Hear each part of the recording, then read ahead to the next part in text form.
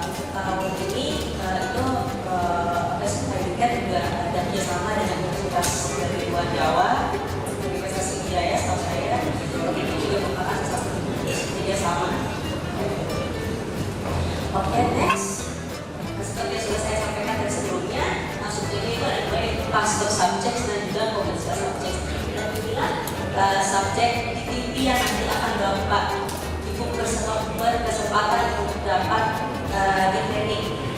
Itu ada yang custom subject, ada yang commercial subject. Kalau custom subject ini memang materi prakteknya digunakan oleh media. Dan komersial ini digunakan oleh vendor seperti sponsor dan juga pembelian. Oke, next. Nah, contoh-contoh dari TTP yang kami selenggarakan. Sebelumnya juga sudah dijelaskan oleh para master kita, Bu Diana, Pak Yan, dan juga Pak Dede.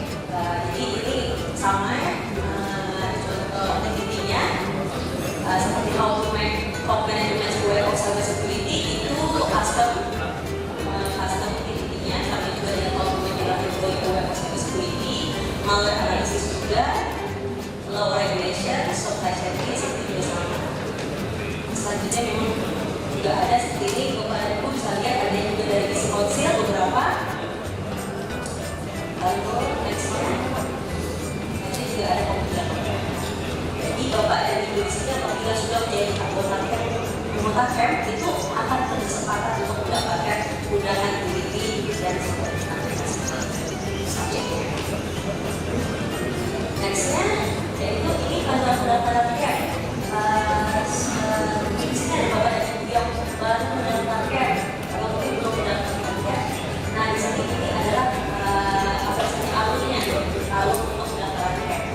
Jadi pertama Bapak dan Ibu harus mengisi formulir, dan formulirnya itu ada di form yang di bawah itu size-nya, ada titiknya di situ sudah diisi. Apabila sudah diisi, nanti dari tim kami akan mengoreksi dari aplikasi yang Bapak berikan. Setelah itu nanti akan kami hari ini akan istilahnya kedatangan penelitian dan juga nanti akan ada sesi interviewnya oleh master leader. Nah, sesi interview tersebut memang digunakan istilahnya merupakan rangkaian dari seleksi yang kami adakan. Nanti setelah itu Bapak dan Ibu akan kami kabarkan apabila Bapak dan Ibu lulus menjadi member atau tidak. Setelah itu nanti baru akan kami undang Bapak dan Ibu untuk mengikuti titik tertentu yang sesuai dengan minat Bapak dan Ibu sekalian. Nanti setelah ini akan ada apabila Bapak dan Ibu lulus, Bapak dan Ibu berkesempatan untuk menjadi pengajar dari kursus yang akan kami adakan. Untuk tahun 2022 lalu kita sudah mengadakan kursus seperti Disconsistency Age, lalu juga ada CPIA, Psikonsil, juga ada beberapa yang custom seperti Automatic Top Management, Web of Cyber Security, ada juga Supply Chain Risk, dan juga sudah ada beberapa pengajar yang sudah menjadi pengajar pada kursus-kursus tersebut. Nah, jadi ini ada tambahan untuk Bapak dan Ibu semuanya yang sudah mendaftar yang mungkin memang sudah menjadi anggota KEM sejak lama. Nah, jadi ada beberapa peraturan KEM yang memang update. Oleh sebab itu mungkin ada beberapa yang dari Bapak dan Ibu yang mendapatkan undangan TTP, namun kami meminta agar Bapak dan Ibu melengkapi kembali agreement-nya.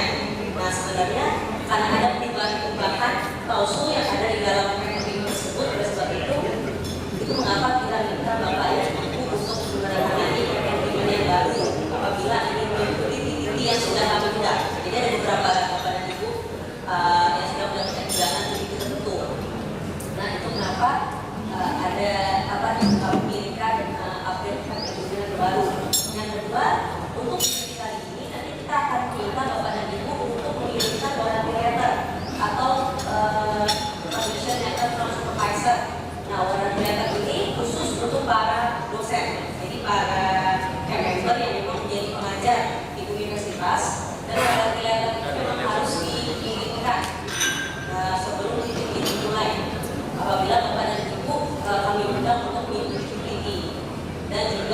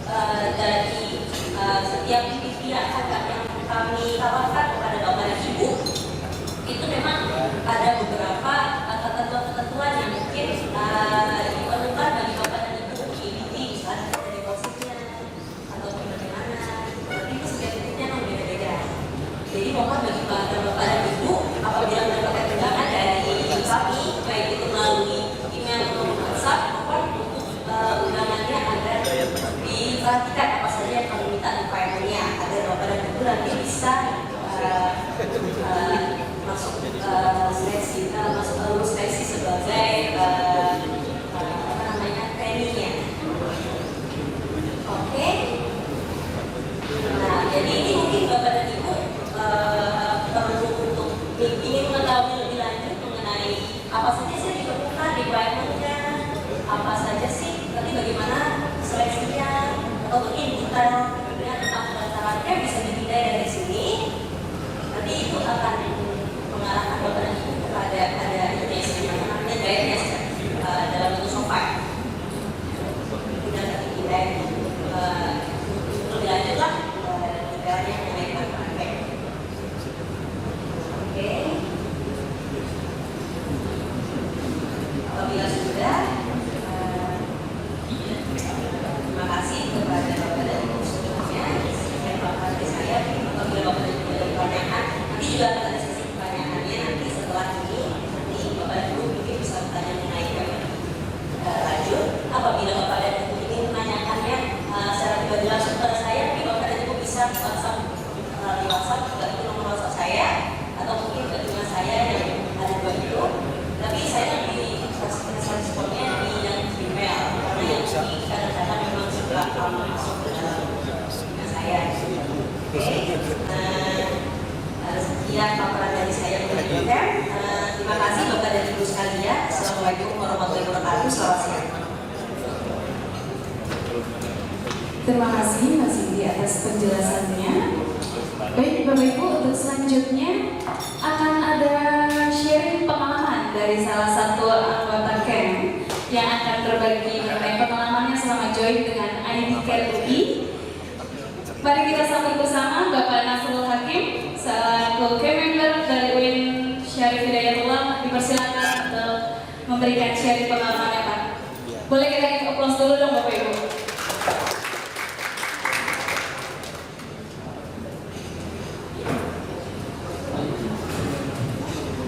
Baik, terima kasih. Assalamualaikum warahmatullahi wabarakatuh. Alhamdulillah, wassalatu wassalamu ala asyrofil anbiya'i wal mursalin wa ala alihi washabihi ajmain. Ciri khas punya saya buat pengajian. Yang terhormat Bapak Dr. Insinyur Muhammad Salman, kemudian yang kita hormati juga tadi ada Pak Prof. Kalamullah Ramli dan juga Pak Arif Udiarto dan juga senior ini juga ada Pak Dr. Sigit Puspito Widadizal, suhu saya dan juga Bapak Ibu yang saya semua peserta dan juga panitia dari JK yang saya hormati, saya banggakan. Baik, ini saya disuruh sharing gitu ya, sharing tentang pengalaman di titik. Tadi memang sudah apa namanya diminta kemarin saya untuk sharing, tidak perlu ada slide dan sebagainya, maksimum 10 menit. Nah, kalau maksimum 10 menit berarti 1 menit itu boleh gitu ya. Baik, tadi sudah dijelaskan oleh ketua klaster, termasuk Pak Salman dan juga Bu Sini dan sebagainya. Itu saya alhamdulillah berkesempatan untuk ikut camp ini. Nah, tadi saya pas ngobrol ditanya juga oleh sebelahnya ini bapak saya dari Universitas Bayangkara ini Jaya ikutkan dan sebagainya, menunjukkan sebagainya. Nah, kita sudah ada petik, kita sudah ikut gitu ya. Oh ternyata yang ada berapa yang belum ikut, jadi saya tambah semangat untuk menceritakan. Ya, ini setuju itu yang tadi disampaikan bahwa kita pertama memang di event untuk menjadi peserta TTT ya, peserta TTT, dan kita wari ada beberapa subjek gitu ya, ada beberapa subjek. Alhamdulillah saya bersedia. Kenapa tidak bersedia gitu ya? Karena memang sangat bermanfaat, dan itu memang menjadi salah satu passion saya, cybersecurity. Cybersecurity ini memang ilmu baru kan, walaupun sudah lama di lama ada dan memang lama diperlukan. Jadi tadi itu pengalamannya, dan saya ikut TTT dalam beberapa topik disebutkan, ada yang custom, ada yang komersial dan sebagainya, kemudian ada yang apa namanya, ada yang technical part sama yang governance part. Saya sudah ikut semuanya ini, tanda petik ada. Maksudnya dari kombinasi itu ya, tapi tidak semuanya kan terlalu banyak ya. Nah, tapi terus terang kalau yang saya walaupun dulu backgroundnya teknikal, sekarang sudah tidak sanggup lagi teknikal gitu ya. Jadi saya terus ikut kalau ada tawaran, berarti tahu diri. Kalau misalnya kalau yang udah menjurus teknikal, saya mohon maaf tidak bisa ikut dan sebagainya.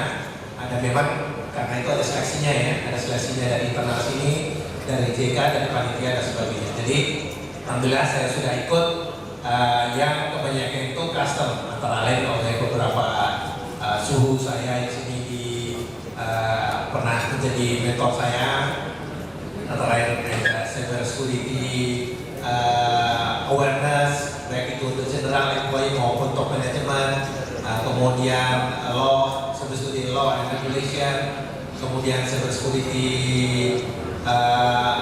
supply chain, IT risk, dan seterusnya. Walaupun ada beberapa yang teknikal seperti saya di komputer ini koreksi, investigator dan sebagainya. Dan alhamdulillah sampai lulus mendapat sertifikat internasional juga. Jadi Bapak Ibu yang belum silakan join, manfaatkan ini dan diinformasikan kepada para koleganya, departemennya. Kalau itu terlalu misalnya walaupun memenuhi kriteria, tapi kalau banyak pesertanya tentu ada seleksi dan sebagainya. Itu yang pengalaman yang saya dapatkan gitu ya. Jadi itu yang saya pengalamannya. Jadi saya banyak mendapatkan ilmu. Terima kasih. Ya, yang banyak kan yang custom berarti ya. Kalau yang saya apa namanya yang saya dapatkan itu yang tadi, kalau aku bagiannya itu termasuk yang governance sebenarnya, yang part saya gitu ya. Kemudian yang berikutnya nanti ada kewajiban Bapak Ibu untuk mengajar. Jadi kita sudah titipin, jadi kita ada kewajiban mengajar gitu ya. Nah, kita kadang mikir, waduh, kalau kita sedang sibuk nanti ada kewajiban, khawatir ini jadi Bapak Ibu tidak usah khawatir, karena memang itu nanti kan ada beberapa opsional dan tentunya ini bukan kerja Rodi ya. Setelah kita mengajar, kita mendapatkan apa namanya, pasti ada insentifnya juga. Nah, itu adalah tambahannya, jadi tidak hanya ilmu saja, tapi ada yang lainnya. Jadi mungkin itu dulu saya salah satunya dengan Bu Fira juga ya, partner mengajar saya, Bu Magdirawati. Ya, terima kasih sudah berkenan membimbing sebagai trainer saya. Kemudian yang berikutnya ini apa namanya, tentang cyber security ini juga pengalaman tadi sudah sebutkan yang ini ya, kita memang perlu bersyukur bahwa kita sebagai insan di bidang IT gitu ya. Nah, tapi kalau yang cyber security ini adalah multidisiplin. Nah, seperti yang tadi disampaikan kriteria, walaupun ini seakan-akan hostnya itu elektro, nah, tapi tadi elektro ada fakultas teknik, nah, tapi materinya adalah ada berapa yang memang apa namanya multidisiplin, seperti cyber security law and regulation. Itu pesertanya itu tidak hanya kalangan dari IT saja. Yang saya dulu pernah ikut itu sudah pesertanya juga dari orang hukum dan sebagainya, dan memang itu dan orang yang pengambil kebijakan dan sebagainya. Dan itu memang kita lakukan sekarang. Seharusnya memang seperti itu. Nanti kalau memang benar kita lakukan cyber security itu benar-benar diseriusi. Kayak kita misalnya ingat profesi dokter gitu ya. Kalau dia mengambil pakar spesialis forensik, biasanya itu dia gelarnya double. Selain spesialis forensik juga spesialis apa? Bukan spesialis tapi sekaligus menjadi sarjana hukum juga. ya. Jadi dokter X punya spesialis forensik, SH. Nah, itu karena memang kita berhubungan dengan masalah hukum, gitu ya, baik hakim, jaksa dan sebagainya di pengadilan. Nah, kita pun mungkin perlu dibekali itu juga ya. Kalau memang ada yang berkecimpung dari situ, jadi yang sudah sertifikat tadi, misalnya CHRI, Certified Forensic Investigator.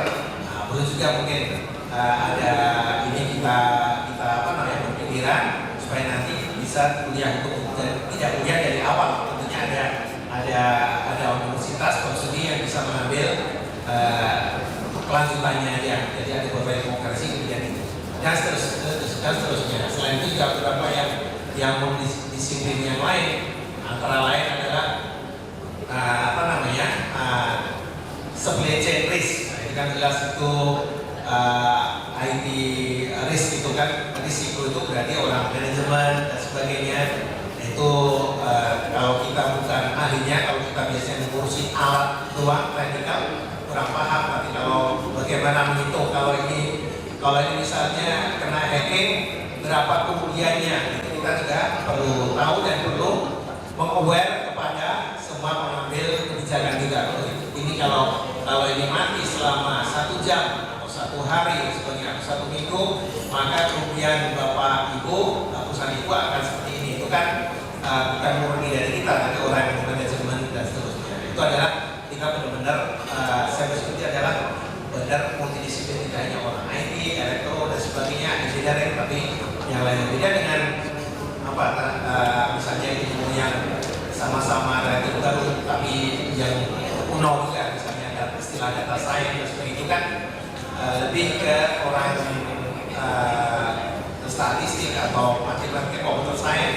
Baru subjeknya atau objeknya yaitu multidisiplin, dia bisa yang lainnya, tapi pada dasarnya adalah ilmunya. Tapi kalau yang disebut itu benar-benar multidisiplin gitu ya. Jadi nanti mungkin kita perlu menghadirkan camp ini, menghadirkan camp ini tidak hanya orang yang berkecimpung dengan IT saja, tapi yang memang pakar-pakar yang concern dari concern tentang cyber ini dari berbagai bidang. Mungkin itu saja Bapak Ibu sharingnya. Jadi alhamdulillah ini kurang dari 10 menit. Insyaallah mudah-mudahan dari pengalaman ini bermanfaat bagi kita dan memberi semangat pada semuanya yang sudah menjadi member maupun yang akan menjadi member. Terima kasih. Kurang lebih mohon maaf dan terima kasih. Assalamualaikum warahmatullahi wabarakatuh. Terima kasih Pak Nasruddin yang telah memberikan pengalamannya, Pak. Baik, dipersilakan, Pak. Baik, Bapak Ibu, pada kesempatan ini telah hadir bersama kita semua seorang narasumber yang akan memberikan materi yang sangat menarik. Kami ucapkan selamat datang kepada Bapak Deviana Arnaldi. Beliau merupakan dosen dari jurusan TIK Politeknik Negeri Jakarta. Beliau merupakan salah satu camp member di ID Care UI juga. Dan pada kesempatan ini beliau akan memberikan materi dengan tema Malware is Everywhere. Let's prepare with ID Care. Baik, mari kita sambut Bapak Deviana Arnaldi. Silakan Pak.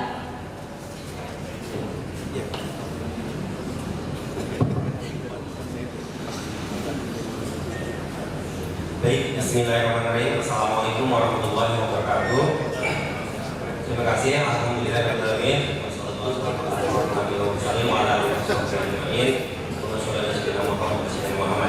Mohon izin Pak, ya kan alumni itu juga gitu kan.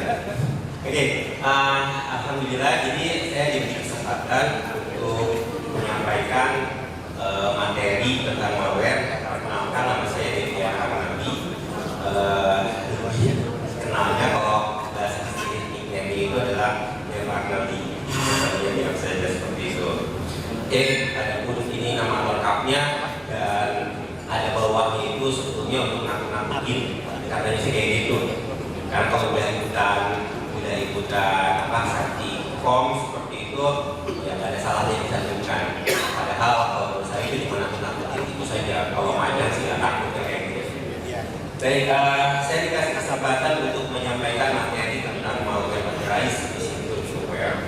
Ini sebetulnya izin cerita sedikit, saya memang sudah mengikuti camp ini, alhamdulillah di awal Pak Salman dari sejak 2019 setahu saya, tapi itu praktiknya itu di 2020, dan pelatihan pertama yang saya ikuti adalah malware analysis. Malware analysis ini, dan alhamdulillah saat itu diajarkan oleh Pak Bisron dan Mas Hamdan. Jadi materi-materi yang mungkin saya sampaikan di sini ya tidak lepas dari materi yang sudah diberikan dari IDCamp sendiri, seperti itu. Oke, baik, langsung saja karena waktunya juga sangat terbatas sekali, saya banyak lebar. Nah, kalau bicara tentang malware on the rise, artinya kan malware itu saat ini sangat meningkat ya, sedang meningkatnya, dan bagaimana kita melakukan mengamankan diri lah dan waspada. Di sini saya mengambil dari websitenya Adventist untuk membuktikan ataupun menyampaikan. Kan kalau di forum-forum istilahnya nggak ada data, nggak ada fakta, itu hoax, kan kayak gitu ya. Cuma ngomong doang, malware untuk apa? Ada itu malware, kan seperti itu. Dan ini saya tunjukkan dengan data dan fakta. Ini bisa diakses oleh Bapak Ibu sekalian, statistik tentang malware, dan bisa dilihat mulai dari Januari 2008 di websitenya. Dan website ini real time, jadi bisa diketahui sampai saat ini itu ada peningkatan malware yang cukup signifikan sampai dengan 2023 sebetulnya ada lagi lanjutannya, dan ada PUA itu sendiri sebetulnya ini potensial non application. Maksudnya apa? Mungkin Bapak Ibu sekalian yang di sini praktisi security sudah terbiasa ya istilahnya dengan malware. Kemudian ada suatu aplikasi yang belum teridentifikasi, belum ada identitasnya, tetapi dan behaviornya itu mencurigakan. Nah, ini dikenal di website ini dengan istilah kayak potential unknown application, yang sebetulnya ini adalah malware seperti itu. Kemudian di website ini juga ditampilkan per detiknya dengan malware, bahkan sampai per jam, per hari, per malam, dan per tahunnya. Jadi Bapak Ibu yang membutuhkan misalnya data bagaimana perkembangan malware itu sendiri bisa dijadikan suatu rujukan. Dan dari sisi sistem operasi mungkin sudah bisa ditebak siapakah juaranya yang menjadi target malware. Nah, Windows. Ya, Windows dengan segala kemudahannya, tapi banyak pula kerentanannya. Bukan berarti yang lainnya seperti Android, Linux, maupun macOS itu tidak rentan. Ada juga, tetapi jumlahnya berdasarkan website tersebut yang tidak terlalu signifikan, tidak seperti Windows. Oke, ini adalah websitenya Bapak Ibu dari Adventist-nya. Ini bisa dilihat jumlahnya yang cukup banyak banget gitu ya. Bahkan ini saya ambil datanya ini dalam pekan ini, artinya dia selalu real time. Kalau ini bicara dari luar, dari sisi luar, mohon izin, sini saya juga dengan orang BSSN, karena kita juga kan perlu dari nasional gimana di Indonesia seperti itu. Dan yang saya jadikan tunjukkan ya saya paling untuk BSSN seperti itu, yang mengelola tentang cyber security di Indonesia. Dan ternyata di Indonesia juga di tahun 2021 saya ambil datanya, karena untuk yang 2022 ya, saya belum dapat yang dipublishnya. Mungkin rekan-rekan dari BSSN ini bisa menyampaikan atau bisa sharing lah ibaratnya bagaimana data di tahun 2022. Ini saya dapat yang dari 2021 selama 1 tahun ya cukup wow juga jumlahnya, jumlah anomalinya. Jumlah anomali berarti ada traffic yang bisa kita mencurigakan. Dan di sini juga ada siapa yang menjadi top 10 anomalinya, yaitu My Robot. Sedikit saja tentang My Robot, Bapak Ibu, ini untuk menunjukkan bahwa betapa bahayanya malware. Makanya kita harus secure aware itu. Di sini tunjukkan bahwa kurang lebih 46% atau mungkin mendekati 47% ini main bot ya, karena bot itu termasuk daripada malware. Oke, yang nantinya dia biasanya melakukan penyerangan-penyerangan untuk spam, yaitu ransomware. Ini cukup besar sekali. Dan lagi yang menjadi targetnya sama jadinya sinkron atau data-data yang ada dari AWS, yaitu sistem operasi Windows. Windows memang kalau saya pernah ngikutin seminar, bukan Windows itu tidak memikirkan keamanan, tetapi ya, banyak orang-orang yang iseng kalau saya bilang nih, karena dia kan unit itu nggak melek aja, dirinya nambah terus akhirnya gitu kan. Ini menjadi sasaran seperti itu. Dan termasuk target MyNote ini juga dia menyerang aplikasi atau sistem operasi Windows. Oke, saya sedikit bicara tentang malware karena saya yakin Bapak Ibu sekalian di sini praktisi security bukan hal yang aneh lagi tentang malware. Malware itu kan manusia software yang memang suatu software yang didesain untuk melakukan penghancuran ataupun melakukan kerusakan dalam komputer, sistem, jaringan dan sebagainya, dan dia bisa berbagai bentuk seperti misalnya virus, bom, trojan dan lain sebagainya. Kemudian ini tipe-tipe malware, saya tidak akan bicara apa itu malware, kemudian tipe-tipenya seperti apa, karena saya tidak tahu itu sekali ini bukan akurat sebenarnya seperti itu. Ya saya ini hanya sharing saja kan seperti itu. Ini adalah model-model yang saya mungkin sedikit bercerita tentang misalnya tipe malware backdoor. Bapak Ibu, tidak semua sebetulnya kalau pendapat saya pribadi, malware itu apa ya? Kalau saya pribadi, contoh misalnya backdoor ini terkadang bisa digunakan sebagai seorang sysadmin atau network admin misalnya, itu terkadang ini saya lakukan. Jadi saya punya, saya gunakan backdoor untuk masuk pintu ke dalam sistem belakang. Tujuannya apa? Sewaktu-waktu sistem itu ada masalah, kita lewat depan, kita punya jalan belakang seperti ini. Meskipun kalau dari sisi security goal kan seperti itu. Tetapi ya tidak selamanya itu buruk juga.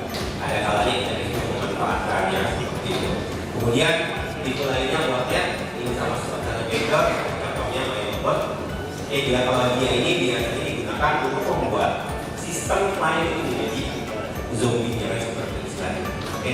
Tipe lain dari malware bisa launcher dan lembaga. Sedikit cerita tentang kalau launcher, ketika saya lakukan di Belanda saat itu diajarkan kita jangan pernah memberikan celah sedikit pun terhadap hacker. Mengapa? Karena memang hacker itu sangat pintar sekali. Dengan celah sedikit saja dia bisa mengirimkan launcher untuk membagikan atau memanggil malware lainnya. Kemudian kita sampai ke downloader, akhirnya dia mendownload dari server kita, untuk sengaja di-download di target dan aplikasi itu berjalan. Jadi hanya gara-gara celah sedikit saja hacker itu bisa merusak. Itu yang saya pelajari di sana. Kemudian tipe lainnya mungkin ini yang umum jadi software stealing, software atau bahkan keylogger, ini tipe malware lainnya. Dan memang umumnya malware itu kan ya selain melakukan pengerusakan juga pencurian informasi. Ada penukit, ini biasanya tipe malware yang membuat kalau kita masuk, kalau hacker itu kan begitu masuk ke dalam sistem itu gimana caranya agar jadi super. Dengan penukit ini bisa digunakan, bisa dimanfaatkan. Oke, ini tipe lainnya dari malware yang mungkin paling umum kalau saya bilang. Karena orang awam biasanya kalau dikatakan malware, apa itu malware? Tapi kalau dikatakan virus, udah langsung komputernya aneh, komputernya jalan sendiri, itu kena virus. Padahal belum tentu. Makanya kalau saya lagi di kelas dengan mahasiswa sebetulnya security, tolong dong kalau Anda sudah mulai terhadap keamanan, kalau ada komputer, ada sistem, ada yang aneh-aneh, itu jangan Kenapa? Kasihan, virus selalu disalahkan. Padahal belum virus. Bisa jadi bohong, bisa jadi trojan, backdoor, dan sebagainya. Kecuali kalau lagi menghadapi orang-orang awam, daripada mereka nggak paham, nama apa itu namanya, nah virus itu selesai. Oke, dan strength setting ini bisa saling berkaitan dengan tadi yang dia biasanya digunakan untuk melakukan serangan terhadap email. Dan bahayanya kalau kita sudah kena malware yang spam ini, biasanya email kita itu akan di-block karena diasumsikan itu sebagai penyebar spam. Baik, langsung saja ini bagaimana